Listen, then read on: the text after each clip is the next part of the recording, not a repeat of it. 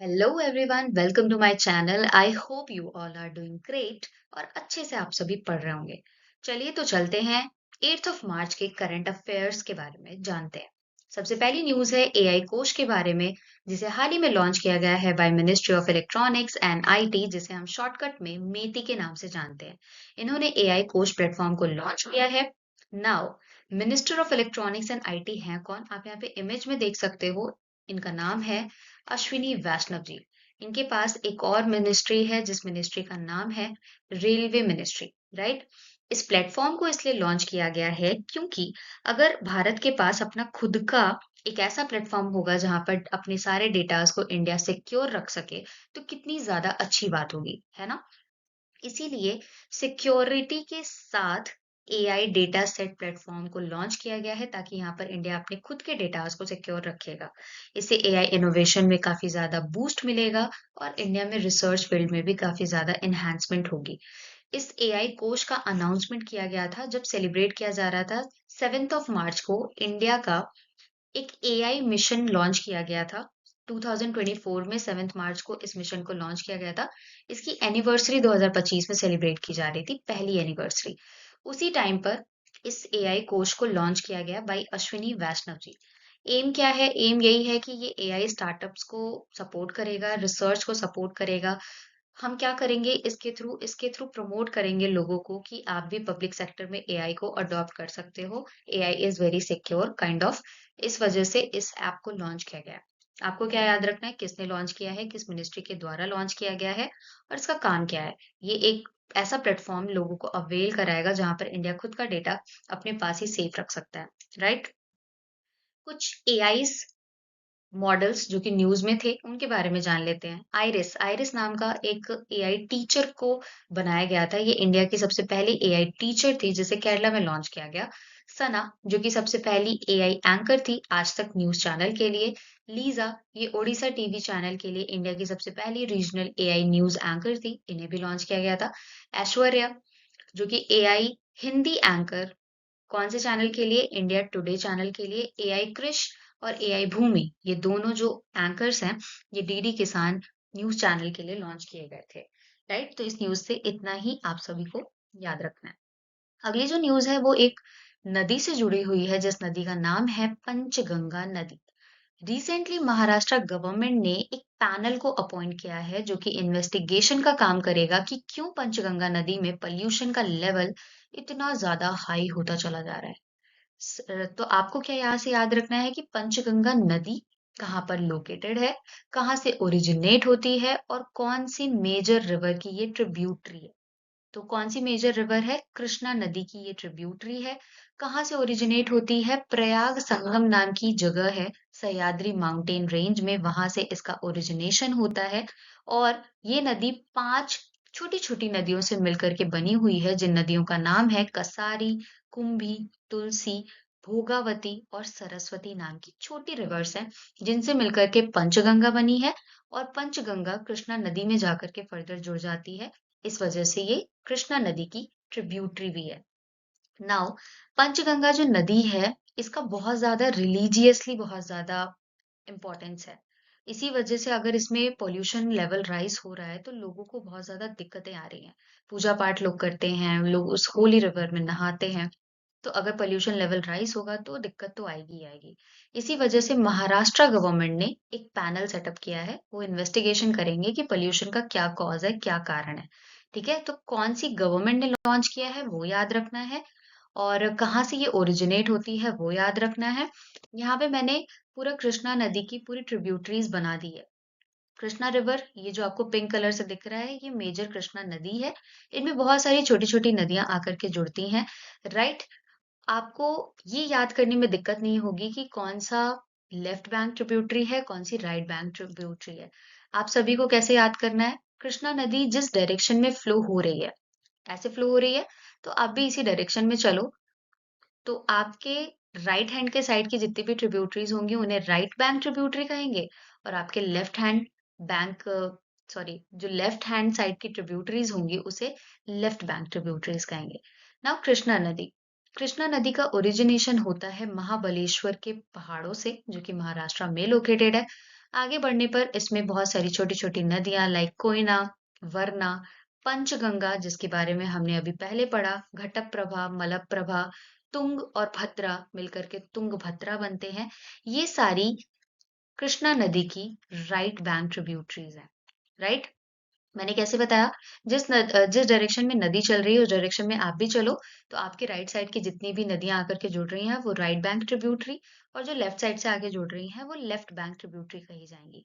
Left bank की अगर बात की जाए तो डोनी रिवर, भीमा रिवर, डिंडी, मूसी, मूसी वही नदी है जिस नदी के किनारे हैदराबाद लोकेटेड है, and next one is Muneru नदी। ये सारी की सारी लेफ्ट बैंक ट्रिब्यूटरीज हैं कृष्णा नदी की। आई होप आपको ये पूरा जो बना रखा है रिवर का पूरा मैप वो पसंद आया होगा। अगली न्यूज़ की तरफ बढ़ते हैं जो कि जुड़ा हुआ है पशु औषधि इनिशिएटिव से।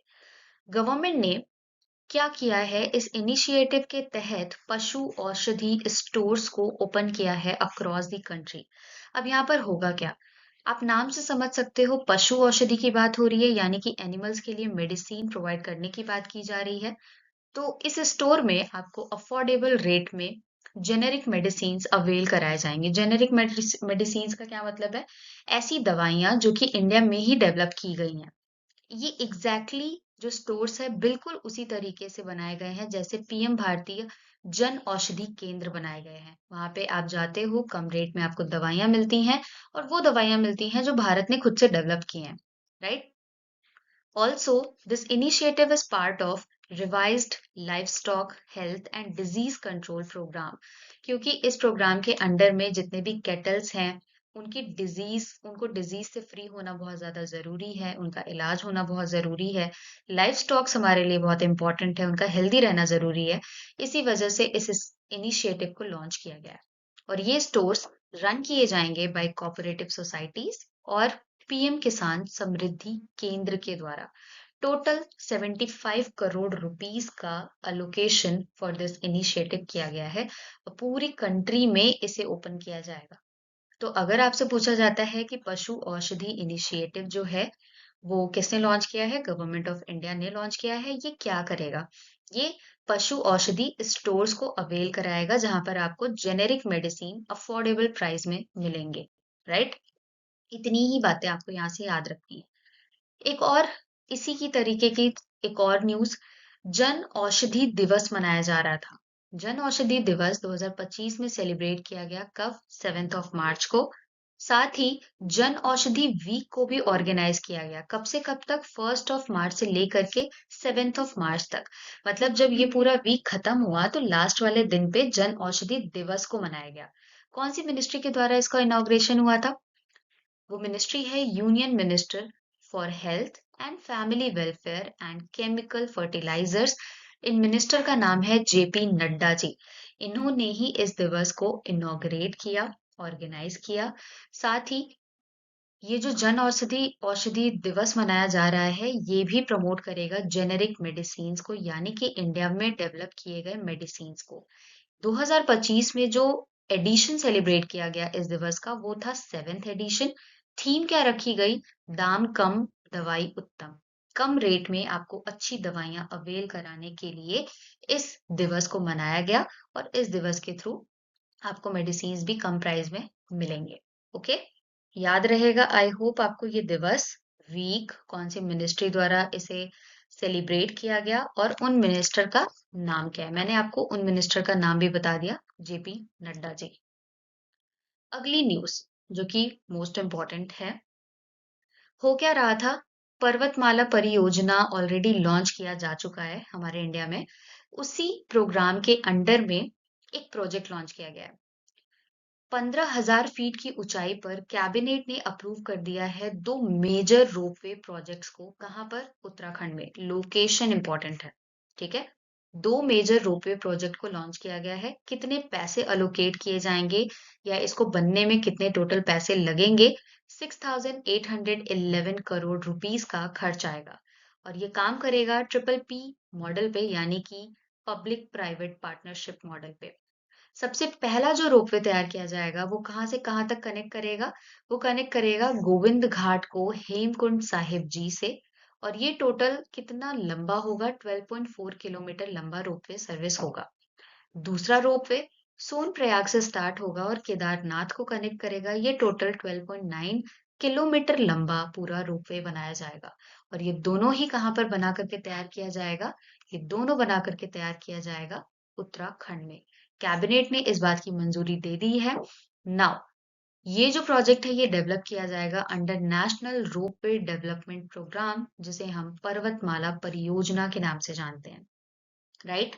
याद रहेगा कितने पैसे अलोकेट किए गए हैं, कितनी ऊंचाई पर इस प्रोजेक्ट को बनाया जाएगा, कहाँ पर बनाया जाएगा और कौन से दो मेजर पाथवेज को फॉलो किया जाएगा। राइट? कौन कौन सी जगहों को कनेक्ट किया जाएगा ये भी आपको याद रखना है। बहुत इंपॉर्टेंट है ये। और क्या बताया गया है? According to ministry of road transport and highways, इतनी हाइट पर अभी तक कोई भी ऐसा सच डेवलपमेंट देखने नहीं मिला था रोपवेज वगैरह का। पर स्टिल अब क्या किया जाएगा? इसे डेवलप किया जाएगा। पर्वतमाला परियोजना ऐसी योजना है जिसे 2022-2023 के बजट में लॉन्च किया गया था। और अभी रिसेंटली एक जो रोपवे बनने का काम चालू है वो चल रहा है वाराणसी में। 3.85 किलोमीटर का ये रोपवे बन करके तैयार होगा। अभी अंडर कंस्ट्रक्शन है, पर इसे बना करके रेडी किया जाएगा। ओके, आई होप आप ये याद रखोगे। अगली न्यूज है एक डे से रिलेटेड। वो डे है international day for डिसआर्मामेंट and non proliferation awareness. ये दिवस इसलिए सेलिब्रेट किया जाता है सो दैट हम डिसआर्मामेंट को फोकस करें, मतलब बिना शस्त्रों को फोकस करें। अगर आपके पास आर्म्स होंगे तो डेफिनेटली लड़ाइयाँ होंगी, कुछ कॉजेज़ आएँगे, अटैक होंगे, डेथ होगी। तो इस चीज़ को ख़त्म करने के लिए इस दिवस को सेलिब्रेट किया जाता है। बेसिकली ये एक अवेयरनेस डे है। 5th ऑफ मार्च को सेलिब्रेट करते हैं, नॉन वायलेंस को प्रमोट किया जाता है क्योंकि अगर आर्म्स होंगे, लड़ाइयाँ होंगी तो वायलेंस होगा। ये इसके अगेंस्ट है, राइट? पहली बार इस दिवस का सेलिब्रेशन 2023 में किया गया था बाय यूनाइटेड नेशन। आपको याद रखना है कि कब सेलिब्रेट करते हैं, पहली बार कब किया गया था और कौन करता है। एक और दिवस जो कि सबसे ज्यादा इंपॉर्टेंट दिवस है, 8th of March. 8th of March को हर साल सेलिब्रेट किया जाता है इंटरनेशनल वुमेन्स डे के रूप में। कब से इसकी शुरुआत होनी शुरू हुई है? 1995 में जब बीजिंग डिक्लेरेशन हुआ था चाइना में, उसके बाद से इस दिवस को सेलिब्रेट किया जाना शुरू किया गया है। साथ ही इस दिवस पर गूगल के डूडल को डेडिकेट किया गया। बेसिकली वहां पर बताया गया कि किस तरीके से वुमेन्स का इन्वॉल्वमेंट स्टेम के फील्ड में काफी ज्यादा बढ़ रहा है। स्टेम यानी कि science, technology, engineering and mathematics के फील्ड में। थीम क्या रखी गई है इस बार की? For all women and girls, rights, equality, empowerment. Womens को एम्पावर करना जरूरी है। हमें किसी भी प्रकार के जेंडर स्टीरियोटाइप को ब्रेक करना है, जेंडर इक्वालिटी को प्रमोट करना है, सोशल इक्वालिटी को प्रमोट करना है। इन सारी चीजों को डेडिकेट करते हुए हम इस दिवस को मनाते हैं। विमेंस के इन्वॉल्वमेंट को हमें अप्रिशिएट करना है क्योंकि विमेंस अब कोई आज के अगर एरा में आप देखोगे तो कोई भी ऐसा फील नहीं रहा है जहाँ पे विमेंस बढ़ चढ़कर हिस्सा नहीं ले रही हैं। राइट? तो मेंटालिटी लोगों की चेंज होनी चाहिए।